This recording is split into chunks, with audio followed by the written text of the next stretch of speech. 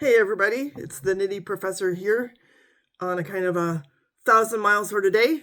I thought today would be a great chance for me, with the help of Paris here, to talk about some pluses and minuses of the Wolverine 1,000-mile boots. Hi Paris, you're a little bit in the way. And I've got 4 pairs here. Come on honey. There we go. She's very interested in these boots. She's like, "You're making another video? You gotta include me, Mom." So I've got 4 pairs of boots, and I have a few points that Paris has, of course, stolen for me. I got them right here, that I wanted to cover. So the plus side of things, the pros, let's talk about the materials that are used in the Wolverine 1,000-mile boots. This is a wonderful example. These Pullmans, which I've shown you a few times, I absolutely love the leather. The grand majority of the leathers that are used in the 1,000 miles, I have a card here somewhere, but they're from Wolverine, and this is no exception. This is beautiful Pullman leather. I've seen this used in like luggage and a variety of things. I love how it's aging. I love the patina that this is getting. The odor is awesome. The comfort level is, once you break them in, just top notch, just really outstanding. We've got the leather midsole going on here. Now, for all I know, I'm not sure, there's probably cork inside there. You all tell me about that. They use Vibram for when they do have a sole. This model is called the Evans. So they have a few different models. This one is the Evans. We've got, well, I don't think these are the original laces, so I'm not going to give them too much credit for the laces on these. Hello, Paris. There she is. But as far as materials, so this goes to another point that I want to emphasize, and we'll look at some other boots here too. These materials come from the United States. They are American made. The boots themselves represent American workmanship. Even on their, I assume, the cloth, it says Wolverine 1,000 Mile, Rockford MI, and that stands for Michigan. One of these days I'd like to go to Rockford and see what's going on there. Hopefully they do factory tours. I think that would be awesome to check that out. I don't see a whole lot of boot aficionados, going to Michigan and checking that out. I've seen them in the main factory of Brancourt and in Horween and stuff like that. But it'd be good to, I don't know, maybe I should invite myself. Here's another example. These are very fine pair of boots. Let's look at another feature. So I've talked about the materials. I've talked about how they're American made. As I understand it, the Vibram soles are made in Pennsylvania. The laces, when I do use their laces, are, I think they're from South Carolina. I'm not sure where the thread is from. If you guys know where the thread is from, I'd love to know that. This model is the Axle. So this is the Axle model. It's got the commando sole on the bottom. I love these for winter. You probably can tell they get beat up because of ice and snow. I know I've talked about that. And I'd be really curious where the thread comes from. We've got, those triple seams that are going on. Good hardware too. I'm not sure where the hardware comes from. I'm not sure if it's like from one of the Carolinas or Michigan itself, but the hardware is great. I haven't had a problem. On occasion you run across like speed hooks that maybe have a sharp edge on them. I actually have that on one of my pairs of Red Wings on my IRs. I'm gonna have to try to file that down, check in my toolbox if I have that. Hi Paris, here she is again. She is just needing attention. I think she's running away from my son's husky. But yeah, the design. I mean, this is a classic design. That's another aspect of the Wolverine. So we've got materials, American made, the design. They use the word vintage on their website to indicate their dedication to a classic design that goes back for a long time. I'm sure, a company like Truman Nicks, they could probably claim something similar like they do on some of their models, but for the 1,000 miles, just like that whole line of 1,000 miles, that's just like a buzzword that Wolverine uses sort of 24/7, is that it's vintage design and they look like they did a century ago, which obviously I love. Look out, kitty cat. So yeah, move along. There we go. Let's check out another thing that I really like about the Wolverine 1,000 miles. We'll check out my black cap toes. That's another model. You want to help me, Paris? Paris is going to help me. So I love the unboxing experience. Yeah, you're going to have to move, honey. Sorry, you're going to have to move. The box is a thing of beauty. I really like these Wolverine boxes. The quality is great. I keep my shoes always stored inside the boxes, my boots, because protects them from, well, cats and dogs and dust and, you know, air, whatever. I always let them dry out good before I put them in their box. So I let them dry out overnight every time I wear them, and I put them inside the box. But then they're easy to like keep organized, arranged. They just are much easier to keep, you know, in the kind of shape that I want to keep them in. So we've got the beautiful wording on the box that just looks great. The quality of the cardboard is great. And then you have on the inside the wonderful cotton cloth, which I really like. It just looks great. You know, it's black with gold lettering. I mean, it just says luxury on it, which is wonderful. So these are my black cap toes. Again, we've got Wolverine leather. It's a beautiful boot. Beautiful boot. This model is just called the cap toes. So you've got just your 1,000 miles, your Evans, your Axles, and your cap toes. On occasion, they'll offer an Oxford. So those are the miles, the models that are available. Here we have the branding again. I do also like this feature. So going along with the unboxing experience with this beautiful cloth that they put in here is the branding that's on the boot itself. And the little tag tells you about the origin of the leather.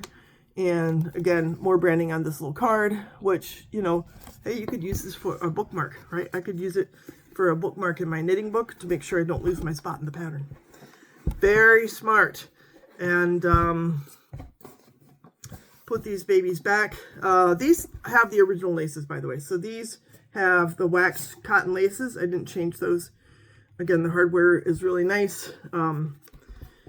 I really love the styling, the overall quality, the Goodyear welt, the fact that they can be resold. That is another huge advantage. These boots will last for a lifetime. The quality is there, and the rebuild ability is also there. Looking at the last plus thing that I have, so I already have a lot of pluses, is that a lot of times they have good sales. For example, now they have 30% off pretty much everything. In fact, I went to see what was available, and a few of the models are just like kind of gone.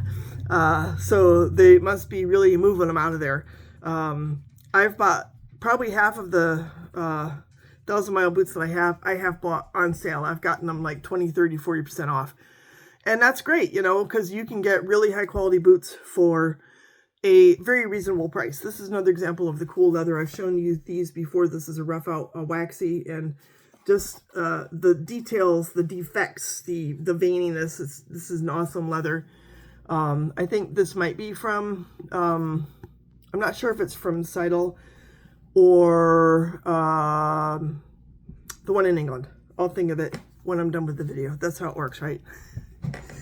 In any case, let's talk about a few cons. So a few cons. I think there's room for maybe a little bit more creativity in the models. I think all of these are probably pretty much the same last. What are the differences? Well, the soles are different. This one has the leather sole. So this is your classic original 1,000 mile boot with a leather sole. I love that they have leather soles. It's kind of hard to find leather soles with a lot of the companies. You know, Red Wing doesn't have them.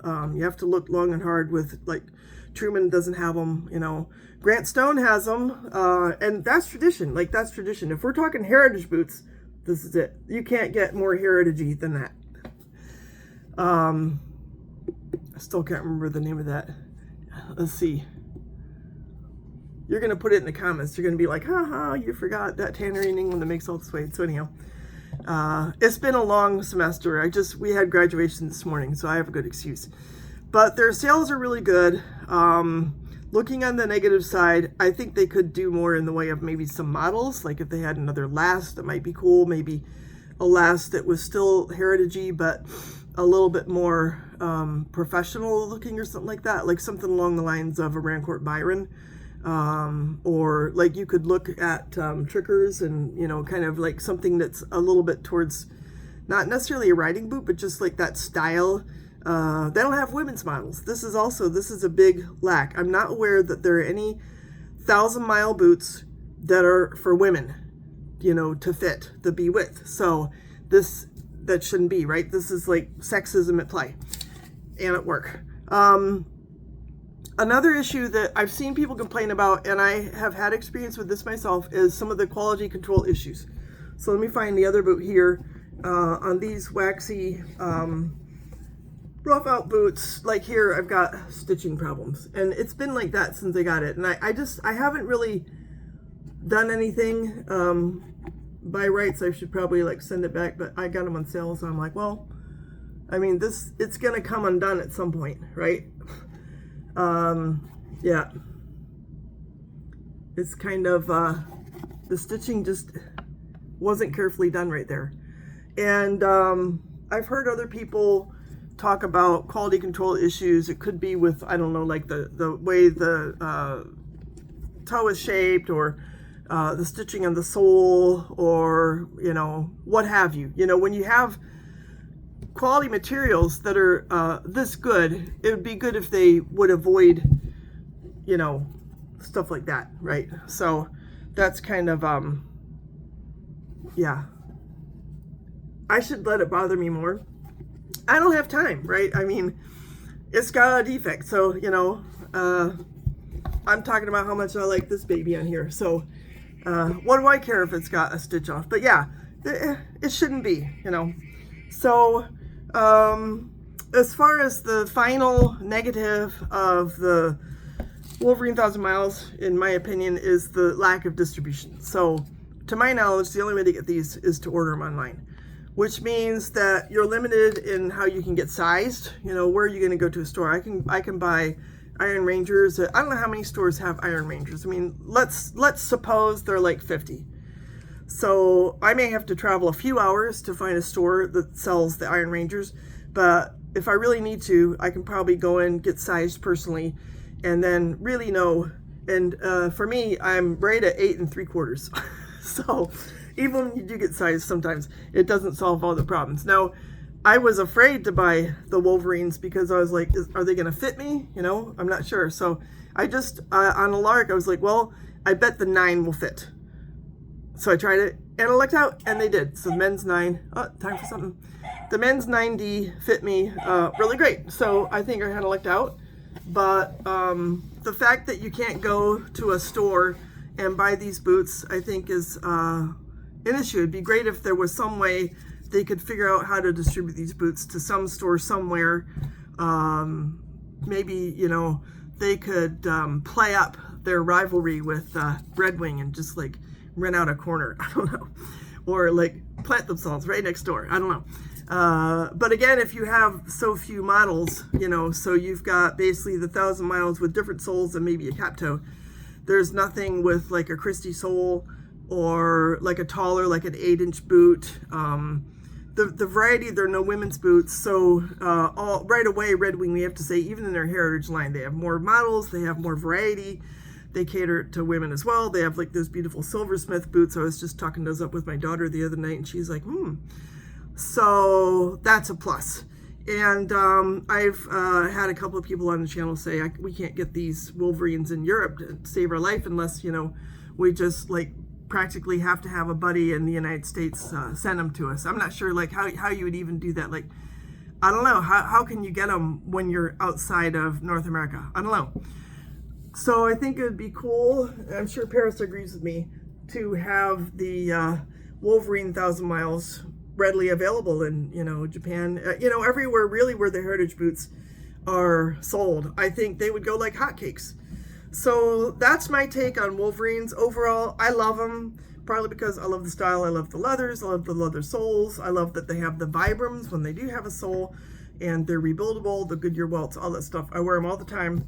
I think of all my Wolverine 1000 Miles, the ones I wear the most are the Pullmans, because they're like that good blend between, you've got leather, but you also have some rubber on the heel and under the ball of your foot. And that particular leather is one of the nicest leathers I have on any boot. And I think part of the reason for that, the reason they stand out, is just because they're a lighter color. And so the patina on them just shows up more. It's just a little more going on there as far as the sheer beauty of the leather. With a darker, you know, I'm never going to see patina on the black unless it, you know, like I showed you with my toes, kind of getting paint on them. So not the patina I want, but this kind of patina I absolutely adore.